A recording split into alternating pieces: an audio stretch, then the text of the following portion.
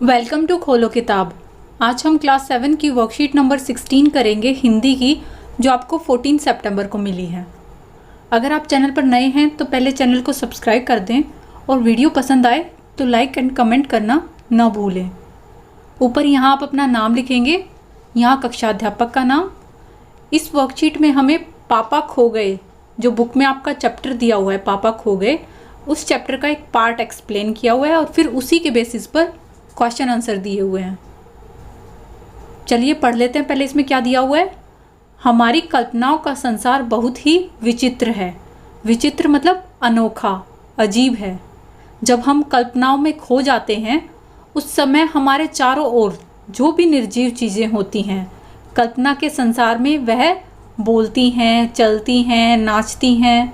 कल्पना के बादलों में उड़ते उड़ते आपने भी ऐसे अनुभव किए होंगे। जब आप कुछ सोचने लग जाते हैं तो उठपटांग कुछ भी सोचते रहते हैं। उसमें कभी किताबें बोलने लग जाती हैं, कभी आपका फ़ोन बोलने लग जाता है, कभी मेज़ बोलने लग जाती है, कुछ भी सोचने लग जाते हैं। एक्चुअल में वो चीज़ें बोलती नहीं हैं, पर वो हम कल्पनाओं में ऐसा चलेंगे कि ये आपस में ये बात कर रहे होंगे, एक दूसरे को ये बोल रहे होंगे। प्रस्तुत पाठ पापा खो गए एक नाटक है, वो भी फैंटेसी यानी कि काल्पनिक घटना, जहाँ बिजली का खंभा, पेड़, लेटर बॉक्स, कौवा आपस में बातें करते हैं। एक्चुअल में ये चीज़ें बातें नहीं करती हैं, पर ये एक फैंटेसी काल्पनिक घटना है जिसमें ये सब आपस में बातें करेंगे। पाठ में एक लड़की भी है जिसे अपने घर का रास्ता नहीं पता है।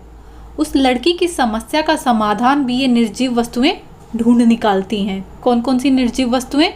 खंबा, पेड़, लेटर बॉक्स, ये सब उसकी हेल्प करेंगी। जो वो रास्ता भूल गई है उसे उसकी प्रॉब्लम से बाहर निकालेंगी। अभी हमें पेड़ और खंबे के बीच के संवाद को पढ़कर नीचे दिए गए प्रश्नों को सॉल्व करना है। पेड़ क्या बोलता है? मुझ पर भी एक रात आसमान से गड़गड़ाती बिजली आकर पड़ी थी। वो बिजली थी या आफत? याद आते ही अब भी दिल धक धक करने लगता है। और बिजली जहाँ गिरी थी वहाँ खड्डा कितना गहरा पड़ गया था। अब जब भी कभी बारिश होती है तो मुझे उस रात की याद हो आती है। अंग थर थर कांपने लगते हैं। पेड़ क्या बता रहा है कि एक रात उसके ऊपर बिजली गिरी थी, और क्या बिजली थी वो? उसका दिल ये सोच के धक धक करने लगता है। इतना बड़ा गड्ढा बना दिया था उसने बिजली जब गिरी थी। कभी बारिश होती है तो मुझे उस रात की याद आ जाती है, क्योंकि मोस्टली जब बारिश होती है तभी तो बिजली गिरती है, या तो बारिश होने से पहले या बारिश के दौरान। तो खंबा क्या बोलता है? मेरी तबीयत ही लोहे की है जो मैं बीमार नहीं पड़ता, वरना कोई भी इस तरह बारिश, ठंडी धूप में खड़ा रहे तो ज़रूर बीमार पड़ जाएगा या नहीं? कितने दिन बीत गए, कितनी रातें, लेकिन मैं बराबर इसी तरह खड़ा हूँ। खंबा क्या बताता है? वो एक ही जगह पे खड़ा रहता है और वो लोहे का बना हुआ है, इसीलिए वो बीमार नहीं पड़ता, वरना ऐसे खड़े खड़े कोई भी बीमार हो जाए, ठंड में, धूप में और बारिश में। अब चलिए प्रश्न उत्तर देख लेते हैं। पहला प्रश्न है, किसे याद कर कर पेड़ का दिल धक धक करने लगता है? ये हमने अभी यहीं पढ़ा था ना कि आसमान से जब उसके ऊपर बिजली गिरी थी उस चीज़ को याद करके उसका दिल धक धक करने लगता था। तो हम इसका उत्तर लिख देंगे, एक रात पेड़ पर आसमान से गड़गड़ाती बिजली आकर पड़ी थी और उसे याद कर पेड़ का दिल धक धक करने लगता है। प्रश्न 2 दिया हुआ है, जहाँ बिजली गिरी थी वहाँ क्या हो गया था? वहाँ एक बहुत गहरा गड्ढा बन गया था। तो हम लिख देंगे, जहाँ बिजली गिरी थी वहाँ बहुत गहरा खड्डा बन पड़ गया था। नेक्स्ट, खंबा बीमार क्यों नहीं पड़ता? खंबा बीमार इसलिए नहीं पड़ता क्योंकि उसका शरीर लोहे का बना हुआ है। उसने बोला था ना, उसकी तबीयत ही लोहे की है, इसलिए वह बीमार नहीं पड़ता। प्रश्न 4 है, आसमान में बिजली क्यों चमकती है? वर्षा से पहले या वर्षा के दौरान आसमान में बिजली चमकती है। ये किस वजह से होती है? घनात्मक और ऋणात्मक अवशेषित बादल होते हैं, जब वो एक दूसरे के समीप आते हैं तो उनके टकराने से बिजली उत्पन्न होती है। साउंड भी आता है हमें और बिजली भी दिखाई देती है। पहले हमें बिजली दिखाई देती है, फिर हमें साउंड सुनाई देता है, क्योंकि light travels faster than sound. ये सबने पढ़ा होगा कि लाइट ज़्यादा तेज़ ट्रैवल करती है एज़ कम्पेयर्ड टू साउंड।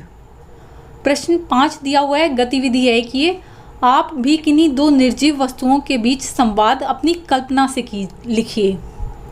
आपको किन्हीं भी दो निर्जीव वस्तुओं की क्या बातें होती हैं, कुछ भी अपनी तरफ से लिखनी है निर्जीव वस्तुओं की।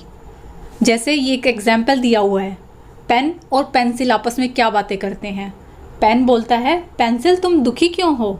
तो पेंसिल ने क्या कहा, मैं इस बात से दुखी हूँ कि मैं जो भी लिखती हूँ रबड़ उसे बड़ी आसानी से मिटा देती है। पेन ने कहा, तुम्हें दुखी होने की ज़रूरत नहीं है, तुम्हें तो खुश होना चाहिए कि वह तुम्हारी गलतियों को मिटाती है। मेरी गलतियाँ तो सबको नज़र आती रहती हैं। तो पेंसिल क्या कहती है, हाँ यह तो तुमने सही कहा, धन्यवाद दोस्त, अब मैं बिल्कुल दुखी नहीं हूँ। ऐसा होता है ना, पेंसिल से अगर हम कोई गलती कर देते हैं तो वो हम ईज़िली रबड़ की हेल्प से इरेज कर देते हैं, लेकिन पेन से अगर गलती हो जाए तो वो इरेज तो नहीं हो पाती, या तो आपको फ्लूइड लगाना पड़ता है, पर वो भी दिखाई दे जाता है। ये उनकी बातें ऐसे ही कल्पना करके लिखी हैं। एक्चुअल में तो वो लोग बात नहीं करते होंगे, पर हमने कल्पना करके कुछ भी लिख देना। आप जो मन करे वो लिख सकते हैं। ज़्यादा बड़ा भी मत लिखें, ज़्यादा छोटा भी मत लिखें, 2-4 लाइनें लिख दें, बहुत है। इसी के साथ ये वर्कशीट हमारी कंप्लीट हुई। मिलते हैं नेक्स्ट वीडियो में अगली वर्कशीट के साथ। Don't forget to like, comment, share and subscribe the channel. Thank you.